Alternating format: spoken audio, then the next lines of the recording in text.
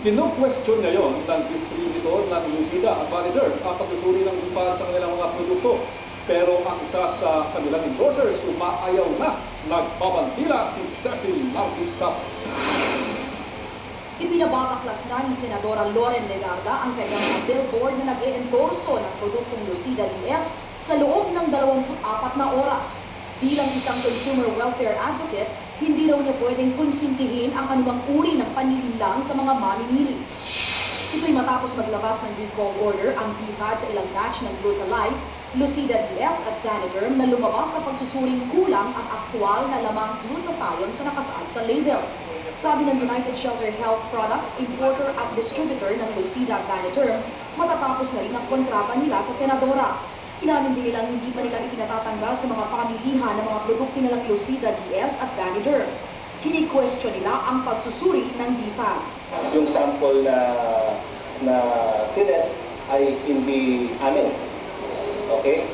Pangalawa, yung human error, human factor. Pwede yung chemist ay mali ang procedure, so pwede pong mali ang result. At yung pangatlo, hindi po sila sa amin humingi ng reference standard na raw materials. We are actually asking for reconsideration. I-retest po natin. Pinaninindigan nilang tama sa label ang lamang glutathione ng kanilang mga produkto at nanindigang wala silang niloloko. Ipinakita pa nila ang resulta ng pagsusuri ng Alpine Laboratory sa Amerika at laboratorio ng Adamson University na 500 mg ang laman ng Lucida at Daniderm. Samantalang lumabas ang pagsusuri ng DFAD na kahit 500 mg ang nasa label, 6.8 mg lang ang lamang glutathione ng Lucida DS at Daniderm.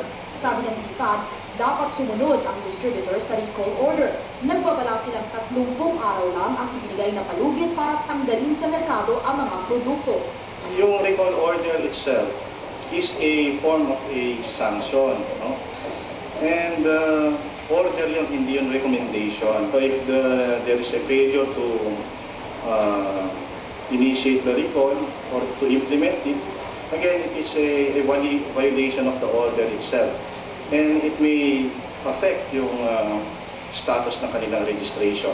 Ayon naman sa United Shelter Health Products, sasampahan nila ng kaso si ABS-CBN Chief Correspondent Corina Sanchez na unang naglabas sa kanya mga ulat sa ABS-CBN News ng resulta ng pagsusuri ng Philippine Institute of Pure and Applied Chemistry o PIPAC na kulang ang glutathione content ng ilang mga produktong pampaputi kasama na ang Lucida DS at Daniderm. How soon do you think we'll be finding the case? This week, next month? Very soon, depende sa mga lawyers. No? Nag-ipon na kami ng dokumento. Pinag-aaralan pa daw ang pagsasampa ng kaso laban sa ABS-CBN. Sa opisyal na pahayag ng ABS-CBN, sinabi ng network na katungkulan ng ABS-CBN ilahad ang resulta ng pagsusuri ng Philippine Institute of Pure and Applied Chemistry o PIPAC na kulang sa nakasaad ang glutathione ng ilang produktong pampaputi, bagay na kinumpirma ng Bureau of Food and Drugs o DFAD. Para sa Bandila, Cecil Larguisa.